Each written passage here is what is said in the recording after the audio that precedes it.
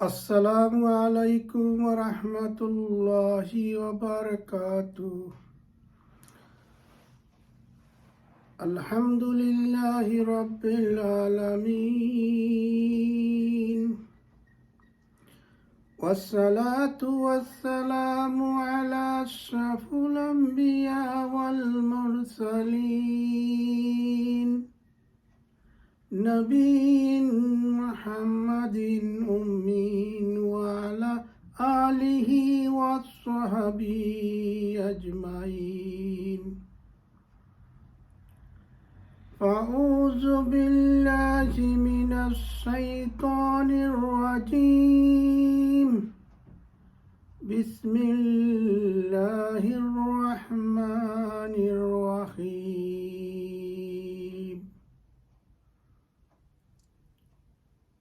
প্রিয় প্রবাসী ভাই ও বোনেরা এবং আমাদের বাংলাদেশের মা ও বোনেরা, বাবা এবং ভাইরা, আমাদের বাংলাদেশের যেই পরিস্থিতি শুরু হচ্ছে, নির্বাচন আসার কথা, কিন্তু যেইভাবে আন্দোলন আরম্ভ করতেছে সেইভাবে দেশের ক্ষতি দাবি সবগুলা নিয়ে আসছেন। ওরা অন্তর্বর্তী সরকারের জন্য বসেছেন এবং একটা ভালো নির্বাচন দেওয়ার পর তারা চলে যাবে। কিন্তু আপনারা যখন ঝগড়া বিবাদে লিপ্ত হবেন, তখন দেশের আইন কানুন নিজের হাতে নিয়ে পুলিশের উপরে আক্রমণ, মানুষের ঘর বাড়ি গাড়ি ঘোড়া ভাঙবেন, কোনো দেশের সরকার বসতে পারবে না। প্রিয় দেশবাসী ভাই ও বোনেরা, আমি আপনাদেরকে অনুরোধ করতেছি, আমরা বিদেশে বসবাস করি, প্রিয় জন্মভূমি বাংলাদেশ, সেই বাংলাদেশের জন্য আমরা সবসময় চিন্তা করি বাংলাদেশের ভাই বোন মা বাবারা সুখে থাকুক। আপনারা যেভাবে বাংলাদেশ স্বাধীন হওয়ার পর থেকে আজ পর্যন্ত দেশের লুটপাট করা হয়েছে, সেটা সবাই জানা। কিন্তু ইলেকশন আসছে, আপনি ভোট দিবেন, আপনার ভোটের অনেক মূল্যবান। এই ভোট দেওয়ার জন্য আপনারা প্রস্তুতি নিন, ভালো মানুষকে ভোট দিবেন, যারা দেশের কোনো টাকা লুটপাট করবে না, যে ভালো ব্যক্তি তাকে ভোট দিবেন। বিভিন্ন পার্টির লোক আসবে আপনার কাছে, নানান ধরনের কথা বলবে, কেহ পয়সা দিয়ে আপনার সাহায্য করতে চাইবে, কিন্তু আপনারা বলবেন আমি সব সময় আপনার চিন্তা করতেছি কাকে ভোট দিব। একজন ভালো ব্যক্তিকে ভোট দিলে আমাদের বাংলাদেশের জনগণ সুখে থাকবে। বাংলাদেশের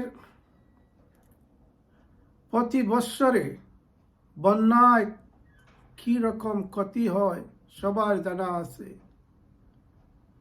কিন্তু আমাদের দেশ আল্লাহর রহমতে মানুষের কঠিন কষ্ট রোজগার করে চলতেছে। সরকারকে আপনারা তাগদা দিতে হবে, কারণ হইল আপনারা মৌলিক অধিকার। কিন্তু দেশের জন্য কোনো ক্ষতি করবেন না। রাস্তাঘাট এইগুলা 18 কোটি মানুষের টাকা দিয়ে এগুলা তৈরি করা হচ্ছে। গাড়ি অনেক কষ্ট করে মানুষ বিদেশ অনেক পরিশ্রম করে একটি গাড়ি কিনলো, সেই গাড়ির মধ্যে আপনি ডিল মেরে পেঙ্গে চুরমাচুর করলেন। এইটা মানুষত্ব? যে পার্টিকে আপনি ভোট দিবেন সেই পার্টির ব্যক্তি যেন ভালো হয়। হিন্দু, মুসলিম, খ্রিস্টান সবাইকে বলতেছি, মুসলমান ভাই তাদের ফরজ হলো যে ব্যক্তি ইমানদার ভালো ব্যক্তি তাকে ভোট দেওয়া। কারণ হাসরের ময়দানে আল্লাহ তাআলা জিজ্ঞাসা করলে কি জবাব দিবেন? আমাদের দেশের জন্য পরিশ্রম করছেন যারা, তাদেরকে আমরা ধন্যবাদ দিচ্ছি। কিন্তু যারা আমাদের দেশের টাকা পয়সা লুটপাট করে বিদেশে ঘরবাড়ি বানিয়ে সে জায়গায় বিদেশে ছেলে মেয়েদেরকে পড়াচ্ছেন, যত বাংলাদেশ স্বাধীন হওয়ার পর থেকে আজ পর্যন্ত দেখুন, কোনো এমপির ছেলে মারা গিয়েছে খুঁজে দেখুন, কোনো মিনিস্টারের ছেলে মারা গিয়েছে খুঁজে দেখুন, প্রাইম মিনিস্টারের ছেলে মিছিল মিটিংয়ে এসে সে মারা গিয়েছে তাও দেখুন। এইসব তারা মরবে না, কারণ হইল তারা আপনাদেরকে এই সামান্য ইউজ করে ছুড়ে দিবে। আমাদের মা বাবাকে অনুরোধ করব, আপনারা ছেলে মেয়ে পালন করেছেন অনেক কষ্ট করে, মা বাবা জানা আছে ছেলে মেয়েকে বড় করা, কিন্তু সে কেন রাজপথে গিয়ে মারা যাবে, মানুষের গাড়ি ঘোড়া ভাঙবে? তাহলে পুলিশ কি বসে থাকবে? পুলিশ বসতে পারবে না, কারণ দেশ তাদের অধিকার হলো মানুষের জানমাল এইগুলা হেফাজত করা। Police, PDR, army. আমাদের অন্য দেশের যদি কোনো দেশ আক্রমণ করে তাহলে সবাই একত্রভাবে প্রতিরোধ করা। আর দেশের মধ্যে দুই পার্টি, এখানে ঝগড়ার কি দরকার? ইলেকশন আসবে, যাকে ভালো তাকে ভোট দিবেন, ভালো ব্যক্তিকে। এটা নয় আপনি একজন মদকুর, ঘুষখোর, সুদখোর তাকে ভোট দিবেন না। ইসলাম বলেছেন, আল্লাহ বান্দা রাসূলের উম্মত, আমরা নবী করিম সাল্লাল্লাহু আলাইহি সাল্লামের আদর্শ মুসলিম আমরা যারা আছি পালন করব আর আল্লাহর ফরজ আদায় করব। প্রিয় ভাই ও বোনেরা, বর্তমানে যেই অবস্থা দেখতেছি এইগুলা আপনারা বলুন, এগুলা ঠিক নয়। যে কোনো পার্টির ভালো ব্যক্তি, নামাজি, ইমানদার, মুস্তাকিম, ওই ব্যক্তিকে ভোট দিন।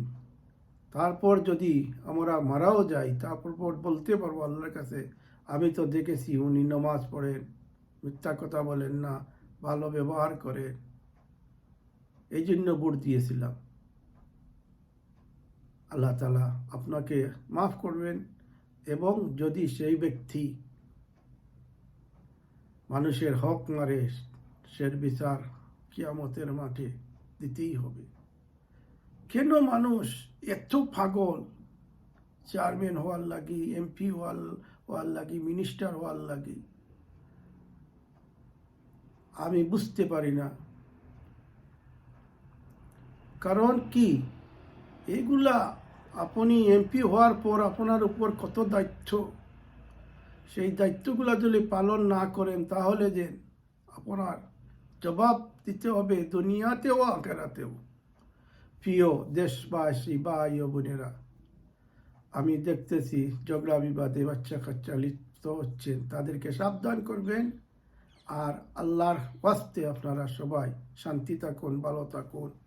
লন্ডন থেকে শেখ আতাউর রহমান, আবার দেখা হবে।